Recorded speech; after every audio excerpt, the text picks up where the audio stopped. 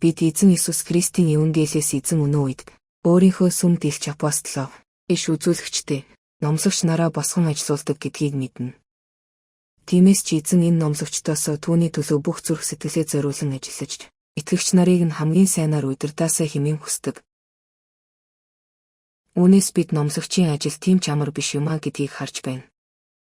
Энэ ажил нь маш их төсвөр төвчээр, мэрэгэн ухаан шаарддаг. Учир нь чуулганд ирж байгаа хүн бүр өөрийн гэсэн зан арын шинтэй, үзэл суртахуунтай, харилцааны онцлогтой байдаг. Номлогч нар янз бүрийн сүнслэг шалгууртай байнга тулгардаг. Жишээлбэл хүний биед шүглсэн муу ёрийн сүнснүүд, элб ид шидийн хараал гэх мэтчлэн. Үүний нөлөөнд байгаа хүмүүсийн зарим нь маш адайр зантай, тэрслүү, бардам, дуулуургүй, сүргэлцсэн хидэр зантай байхад нөгөө нэг нь дэндүү эмзэг, амархан гомдомхой, санаандгүй хараагүй ч юм уу мэдлэхгүй өнгөрөхөд гомчгдөг тийм эмзэг хүмүүс байх нь бий. Энэ бүхэн нь номлогч хүний ажлыг илүү яривхтай, шаардлага өндөртэй болгодог. Тийм ч учраас номлогч хүн зөв бурууг дүгнэх чадвар, төвчээр, өгөөмөр зан, өрөвч зөөлөн сэтгэл, мэрэгэн ухаан, хайр гэх мэт сайн зан чанаруудыг өөртөө шингээсэн байх хэрэгтэй. Ингэснээр тэрээр хүн бүртээ өөрийнх нь зан арын шин, хувь хүнд нь тохирсон арга барилаар харьцаж чаддаг байх юм. Номлогч буюу пастор хүн нь хүмүүст төвчээртэй хайраар хандаж, тэднийг сургаж, тэдэнд бурхныг таниулж, бурхныг хүндлэн хайрлахыг тэдэнд зааж, өөрчлөгдөхөд нь, бурхан руу эргэхэд нь, итгэлтэй өсгөхөд нь туслаж чаддаг байх нь түүний үүрэг юм. Энэ хариуцлага нь зөвхөн чуулганы дотор л хамаатай зүйл биш байдаг. Учир нь хүмүүс өдөр тутмынхаа зовлон зүдгүүр болон эхнэр нөхрийн харьцаа, хүүхдийн хүмүүжил гээд гэр бүлийнхээ асуудлаа чирсээр сүм рүү ирдэг. Харин пастор хүн энэ хүмүүст гэрийнхэнтэйгээ хэрхэн харьцах, биеэ хэрхэн авч явах ёстойд нь заавар зөвлөгөө өгдөг. Ингэснээр энэ хүн амар тайвныг олж, дахин ийм асуудалтайгаар сүм рүү ирэхгүй болох юм. Пастор хүний үүрэг хариуцлага хүнд хэцүүч, хэрв энэ хүн бурхныг үргэлж хайдаг бол бурхны тусламжтайгаар үүнийг гүйцэлдүүлэх боломжтой. Пастор хүн ямар ч алдаа мадаггүй байх ёстой. Алдаа мадаггүй байна гэдг нь бусад хүмүүс тухайн пастрын хийсэн алдаанаас нь болж түүнийг шүүмжлэхгүй байхыг хэлж байгаа юм.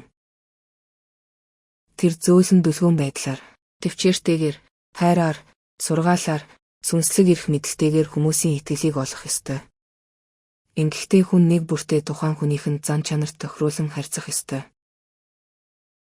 Библиэд хэлэхдээ пастор хүн тодорхой шаардлагыг хангасан байх хэрэгтэй гэдэг. Энэ тухай жишээлбэл Тимот болон Тит номноос уншиж болно. Хэрвээ энэ шаардлагыг хангаж чадаж байвал пастор хүн чуулганыг удирдах бурханд таалагдаж чадна гэсэн үг юм. Тиймээс чуулган өөрийн пасторуудын төлөө байнга залбирч байх хэрэгтэй. Эзэн пасторудад маань дэмжлэгээ харуулаач, тэдэнд хүчийг өгөөч, тэдэнд сургаалаа заагаач, тэдэнд биднийг удирдахад хэрэгтэй сайн зан чанаруудыг хайрлаач гэх мэтчлэн. Учир нь бид бүгдээрээ хүмүүс, өөрийн гэсэн асуудалтай, тэмцэлтэй, пастор хүн харин энэ бүхнийг хамт үүрэлцэж байдаг. Тэр хүмүүст зөвлөгөө өгч, тэдний төлөө залбирч, тэднийг сүнслэгээр удирддаг. Тэгээд бурхан түүнд үүнд нь дэмжлэгээ харуулдаг. Тийм учраас пасторуудынхаа төлөө залбирцгааж бай. Бурханаас гуйх хэрэгтэй. Бурханы өмнө нүрээ нуух шалтгаангүйгээр, өөрийн үүрэг хариуцлага нэр хүндтэйгээр биелүүлж чадах мэрэгэн ухааныг пасторудад минь хайрлаач гэж. Ийм байдлаар түүний үйл хэрэг төгс төгөлдөр байх болно. Бид нар нэг нэгнээ хайрлаж хүндэлж амьдрах хэрэгтэй. Бурхан биднийг бүх хэрэгтэй зүйлээр минь хангаж өгөх болно. Итгэлийн ахын дүүсээ, би өөрийнхөө гэрчлэлийг ярих юм бол, эзэн надад энэ хариуцлагыг өөрүүлэхдээ, миний зүрхэнд итгэгч хүн бүрийг хайрлах хайр, дотн сэтгэлийг бас өгсөн юм. Бурхан надад энэ хайрыг бэлгэлсэн. Магадгүй тийм ч учраас би хүн бүртээ ээлдэг зөөлөн, хүндлэлтэйгээр харьцаж, тэднийг хайр дотор, даруугаар сурган зааж чаддаг байх. Учир нь хүн бүр чухал болохоор. Үүнийг Бурхан надад өгсөн юм. Тиймээс би та нарт үүнийг гэрчлэл болгон ярьж байна. Тийм ч учраас би эзнээс түүнд үйлчилж байгаа пасторудад ч бас үүнийг хайрлаач гэж гуйдаг. Ингэснээр хүмүүсийн зүрхэнд хүрэхийн тулд бид бүгдээрээ хайр дотор, хичээнгүйлэн ажиллаж чадах болно. Тэрч бүх хэл тэрслүү хидэр зантай нэгэн ч хайраар хандан ярихад сонсдог. Ингэж зүрх өөрчлөгддөг. Итгэлийн ахын дүүсээ, энэ бол пастор хүний үүрэг хариуцлага юм.